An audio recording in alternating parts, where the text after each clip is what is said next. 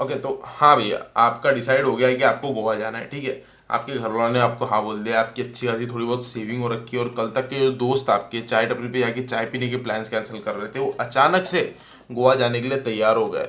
और plan cancel होने की कोई गुंजाइश नहीं। कहीं ये सपना तो नहीं, अरे चिमटी काट लो खुद को एक बार।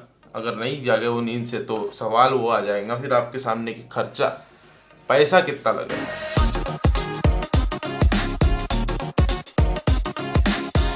तो अगर आप अभी ये वीडियो देख रहे हो, इसका मतलब ये है कि आप तैयार हो अपनी सेविंग्स खर्चा करने के लिए, जो आपने पिछले 2-3 महीने से कर रखी थी। गोवा आने के लिए भैया 3 रास्ते, एक जहाज से आ सकते हो आप, विमान से, दूसरा आप आ सकते हो ट्रेन से, तीसरा बाय रोड। अभी ट्रेन कहीं कहीं की चालू है, कहीं की नहीं है। फ्लाइट के टिकट्स थोड़े महंगे हैं, और बस का तो मेरे को पता नहीं कि आप कहाँ रहते हो, तो आपको अंदाजा लगाना पड़ेगा। और कार से आ रहे हो तो भाई तो आप तो अमीर इंसान हो, आपके लिए तो वीडियो है ही नहीं। तो आप जहाँ पे रहते हो उसके अकॉर्डिंगली आपको देखना पड़ेगा कि आपको कौन सा वे कन्वीनियंट लगता है, कौन सा वे इन बजट लगता है गोवा आने के लिए। वो सबके लिए अलग अलग होगा। पर एक बार जब आप गोवा पहुंच गए, आपने गोवा की मिट्टी पे पैर रख दिया, ऐसे अंगड़ाई लिए, आपको शाहरुख खान वाली फीलिंग आ रही है, कभी खुशी कभी गम वाला, ऐसे गॉगल उतारा है। पर रुको, अब क्या, कहाँ जाओगे, खाओगे कहाँ, रहोगे कहाँ, जाओगे कैसे वापस? हाथ अंगड़ाई वंगड़ाई वापस, गॉगल पहन लो। सुनो अब मेरी बात, गोवा आओगे तो जाओगे कहाँ? तो आपको होटल्स करने पड़ेंगे, या आपको हॉस्टल करने पड़ेंगे, या आपको शेयरिंग हॉस्टल करने पड़ेंगे, जो आपके बजट में बैठ रहा है। विला कर लो भाई, रईस लोग बहुत है दुनिया में। तो आपको जो बजट में बैठ रहा है वो आप करोगे। तो उसके लिए मेरे पास एक एप्लीकेशन है, एक वेबसाइट है जिसका नाम है bookings.com, नॉट स्पॉन्सर्ड। आप ऑनलाइन जाके देख सकते हो, आप ऐप डाउनलोड करके देख सकते हो। वहाँ आपको सारी चीज़ें मिल जाएंगी, 0 स्टार होटल से 5 स्टार होटल तक के, शेयरिंग सिंगल हॉस्टल से लेके विलास तक के, आपको सब कुछ मिल जाएगा। और बेस्ट चीज़ ये है कि आपको वहाँ पे ना बुकिंग करते वक्त पैसा देने की जरूरत नहीं, आप डायरेक्ट जाके होटल पे दे सकते हो। तो ये चीज़ अच्छी हो जाएंगी आपके लिए। तो आपका रहने का ठिकाना तो हो गया। अकॉर्डिंग टू मी आपको 1500 रुपये में डिसेंट होटल मिल जाएगा। मैं कांदोलियम बीच पर रह रहा था, 1500 में डिसेंट होटल मिल जाता है, कभी कभी 1200 में भी मिल जाता है। तो वो सीजन्स के ऊपर डिपेंड करता है, कभी कभी तो 1000 में ही मिल जाएगा, सीजन्स पे डिपेंड करता है।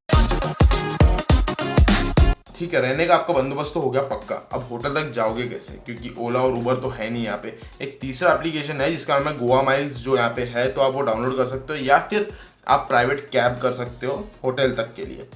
ये हो गया आपका सीन यहाँ पे शॉर्ट होटल तक के जाने का। बट होटल पे एक बार पहुंचने बाद घूमोगे कैसे भाई? यहाँ पे मिलती है स्कूटर्स। ओके, स्कूटर्स मिलती है, मेरे को मिलती थी 300 रुपीज़ पर डे के हिसाब से। सीजन्स के हिसाब से चेंज होता है। आपको हमेशा चीज़ याद रखनी होगी कि यहाँ पे चीज़ों के रेट हमेशा सीज़न के हिसाब से चेंज होते हैं। जब सीज़न हो टूरिस्ट वाला तो उस हिसाब से लोग रेट बढ़ाएंगे, जब नहीं हो तो सस्ते में मिल जाएंगी। बट अभी सीज़न है, स्टिल मेरे को 300 रुपये पर डे के हिसाब से स्कूटर मिल गई थी, जो थी एक्टिवा। वेस्पा के रेट थोड़े ज़्यादा है, थार भी मिलती है, जीप मिलती है, और काफ़ी सारे कार्स वगैरह भी मिलते हैं। तो अपन वहाँ तक जा नहीं रहे, उतने चोचले नहीं है अपने। अपन स्कूटर वाले हैं भाई, स्कूटर पे घूमेंगे, कोई दिक्कत नहीं है। स्कूटर पे घूमने से कार वालों से भी कुछ नहीं हो रहा, ट्रैफिक बहुत है, कार ला के पैदल चलना पड़ता है, स्कूटर लेके बेस्ट।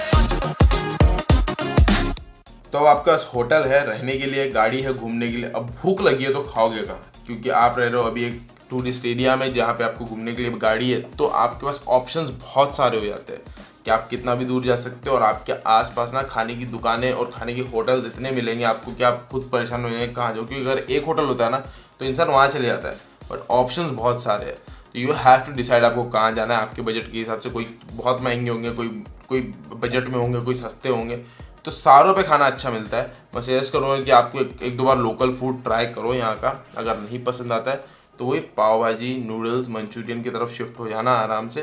3-4 दिन तो आपके उसमें निकल जाएंगे। दाल तड़का और रोटी खा के भी दिन निकल जाते हैं ईजिली। कि अगर आपको लोकल फूड पसंद नहीं आया, तो मेरे को तो बहुत आया, आपको भी आएगा, मेरे हिसाब से आ सकता है।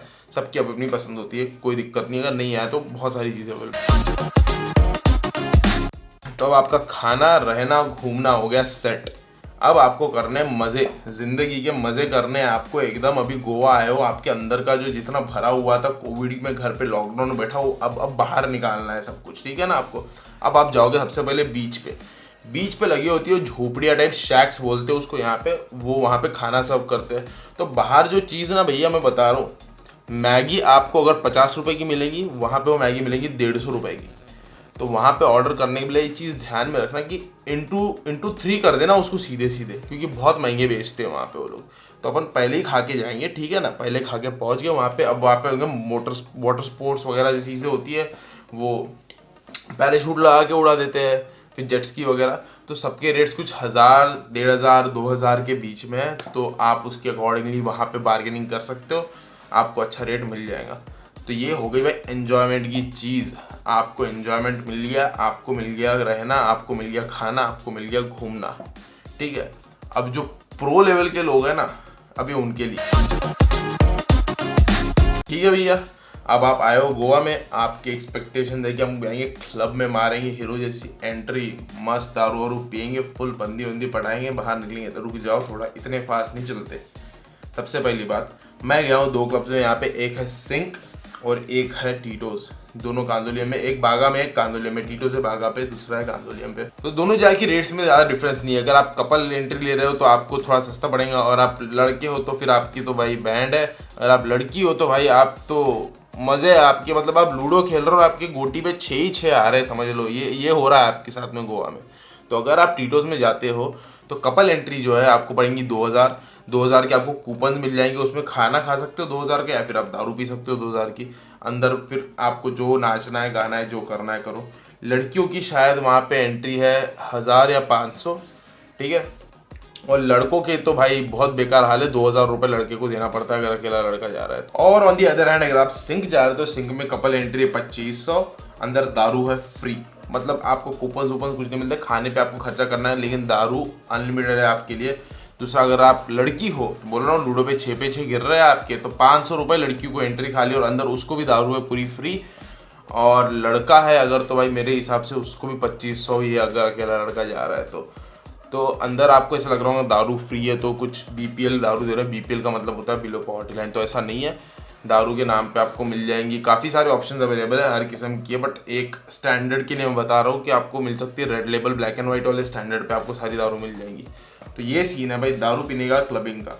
मैं दारू पीना प्रमोट नहीं कर रहा हूँ यहाँ पे, लेकिन सारों के सवाल आते हैं, मेरे को सारों के सवाल के आंसर देना ज़रूरी है। तो ये 2 चीज़ें हैं भैया।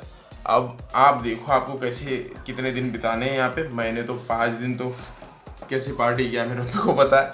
और उसके बाद भी अगर आपके कोई सवाल है तो प्लीज़ कमेंट में डाल देना, मैं सबके आंसर दे दूँगा।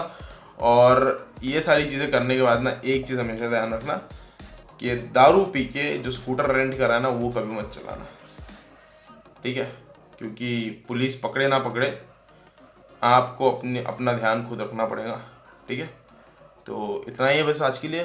कल मेरा ट्रेन है यहाँ से नागपुर का। और thanks for watching this video. बाकी take care, bye bye, peace out and take it easy.